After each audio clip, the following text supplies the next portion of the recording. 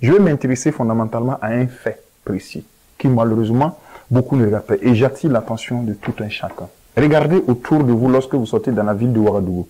Si vous êtes au feu tricolore, vous voyez des femmes et des fillettes de peut-être 2 à 5 ans maxi, des garçonnets de peut-être 2 à 5 ans maxi et d'autres dans les bras de leur maman. Donc, c'est-à-dire que ce que vous regardez au feu, c'est en général les femmes qui sont même dans la fleur de l'âge, qui peuvent faire le ménage, qui peuvent balayer la rue, etc., etc. Qu'est-ce que l'État burkinabé fait? Absolument rien. On les observe dans leur mendicité. C'est vrai, la grève des Bantous, de Aminata Sofal, quand on lit, on ne va pas ramasser les mendiants à les jeter loin. Mais on peut les organiser, on peut les encadrer. On peut faire en sorte qu'on les retrouve par lot de 100, 200, 150 ou même 50 par compartiment. Les actes qu'ils occupent là, on les permet comme la brigade verte de Simon Compaoré et on essaie de nettoyer. On peut s'arranger à trouver des endroits comme si en réalité on était encore sur des sites de déplacés internes pour pouvoir suivre les faits et gestes de ces personnes. Un autre aspect qui est une observation, qui est un levier sur lequel il faut agir. Regardez quand vous êtes dans votre voiture, ces jeunes enfants, quand ils viennent s'arrêter au niveau de la voiture, peut-être que M. Saoudou l'a remarqué, peut-être que vous l'avez fait aussi, peut-être que les téléspectateurs ont peut-être fait la remarque, et moi, je vais encore confirmer avec les uns. Ces jeunes gens qui viennent à la voiture ou bien auprès de votre moto, vous fixent droit dans les yeux, sans la moindre inquiétude. Tu ne sens pas quelqu'un qui est dans une situation de besoin. Ce sont des gens qui vous regardent droit dans les yeux, autant que leur mère. C'est inquiétant. Qu'est-ce que ça dit à l'État burkinabé? Ça ne dit rien à personne. Mais si vous vous posez encore d'autres questions, ce sont des leviers toujours sur lesquels il faut agir. Où sont leurs grands frères qui ont par exemple 12 ans, 13 ans, 14, 15, 16, jusqu'à l'âge de l'adolescence? Ils sont adultes. Où est-ce qu'ils sont? Où sont leurs sœurs qui ont peut-être 15 ans, 12 ans, 15 ans, 14 ans, 20 ans? Elles sont où? On ne les voit pas. Donc c'est uniquement les femmes et les enfants avec les bébés qui sont là. Et les autres sont où? On ne se pose pas ces questions. Ce sont des leviers sur lesquels il faut déjà agir. Et vous voyez que Ouagadougou est en train de compter un nombre important. Voilà pourquoi je m'appesantis fondamentalement sur ce truc pour vous dire l'un des leviers sur lesquels il faut, quand on parle de démobilisation et de réintégration des uns et des autres dans le plan du ministre de la Défense, Barthélemy Sempoué, il faut tenir compte naturellement de cette... C'est même pas il faut tenir compte, c'est l'un des éléments sur lesquels il faut agir rapidement. Et quand vous avez ces personnes, l'information va remonter à leurs fils qui sont peut-être sur le terrain, énervés, frustrés parce que maman n'a pas de quoi manger, parce que les frères sont abandonnés, les petits frères, les petites sœurs. Donc, si les informations les parviennent, que vraiment, nous, aujourd'hui, on est à Ouagadougou, on est abandonnés, mais alhamdoulilah, on gagne de quoi nous nourrir, l'État nous est pris en compte. Ça peut être une source, et ça va même être une source, pour amener ces gens-là à revenir à la raison, à revenir à la maison. Mais si on continue à observer le phénomène qui est là, voici un levier sur lequel les gars vont toujours agir et puis on aura des gens qui vont donner des informations de source A1 à l'échelon supérieur et puis après, bon, on va encore payer les pots cassés comme j'ai lu dans l'un des écrits de Newton Ahmed Bari qui disait que les gars disent qu'ils veulent faire la Ramadan à Ouagadougou et puis Tabaski à Ouagadougou. Qui donne ces informations? Comme je l'ai dit également à Tinkourgo où dans la nuit d'hier, des terroristes ont été neutralisés.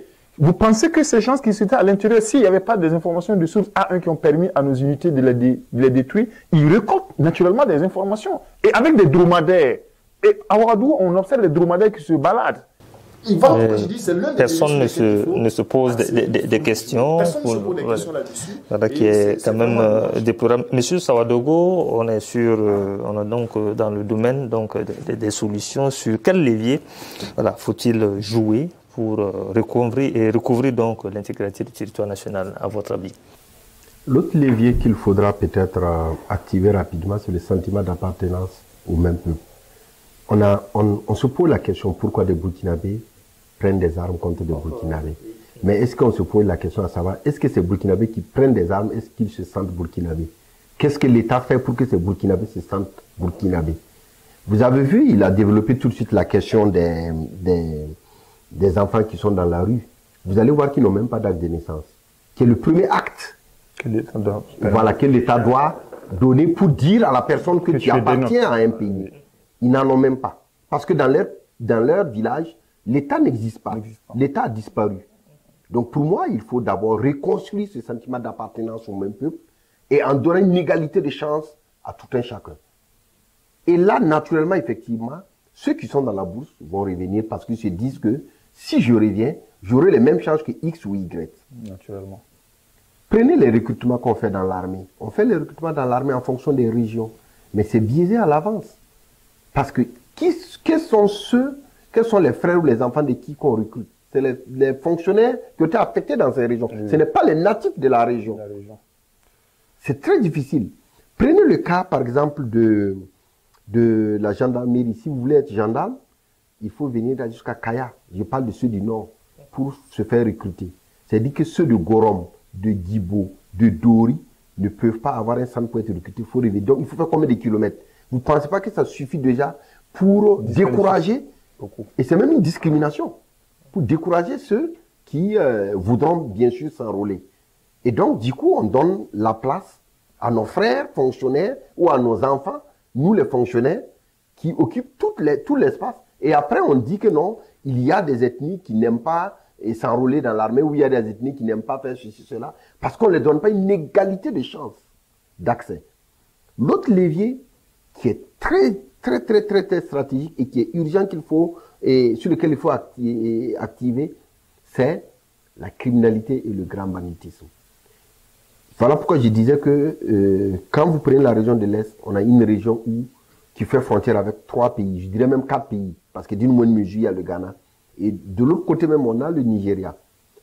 Et la région de l'Est est une plaque tournante de tous ces trafics. Ce n'est pas pour rien que les groupes armés ont complètement maîtrisé cette région. C'est parce qu'elle est stratégique pour eux. Elle leur permet de se ravitailler en carburant, en moto, d'écouler leur or et de se ravitailler en armes et en munitions. Ils ont créé des couloirs qui les permettent de remonter jusqu'au Sahel. Et pour moi, si on arrivait à acheter ce couloir-là, à acheter ce taxe, on aurait fait un grand pas dans la lutte contre le terrorisme parce qu'on aurait réussi à couper les sources de financement. Et qu'est-ce qui nous empêche justement? Qu'est-ce qui nous empêche? C'est des questions d'armement ou c'est des questions d'hommes qui manquent aujourd'hui? C'est vrai qu'il y a un recrutement exceptionnel de 1000 hommes à venir. Bon, quand monsieur Dabila, lorsque vous parlez de qu'est-ce qui nous empêche, j'ai l'impression que nous voulons faire du surplace. Regardez quand on a parlé du trafic de carburant. Où est-ce que nous en sommes? Est-ce qu'il manque des hommes pour poursuivre la procédure judiciaire? Où est-ce que nous en sommes? En fait, j'ai dit que ce Burkina Faso n'appartient à personne. Il appartient à tous les citoyens. Il y a une chose que nous devrons savoir, qui est un message, un des leviers sur lesquels il faut agir, c'est que chacun devrait revenir au sentiment d'appartenance à ce pays-là. Et savoir que la vérité, quoi que la nuit va durer, la lumière finira par poindre. On a vu avec le procès Thomas Sankara, même si on ne peut pas dire qu'on a fait la lumière.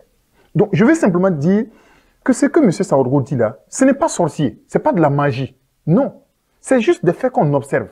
Et les gens savent très bien comment ça fonctionne. On n'a pas besoin de savoir qu'un soldat, par exemple, qui doit aller au front, il a des perdièmes pour le mois. Donc, il faut attendre qu'il finisse la mission avant qu'il soit payé. On peut même les payer par avance. De la même manière, ces terroristes-là, comment ils se ravitaillent là? Les gens savent. Ils savent très bien.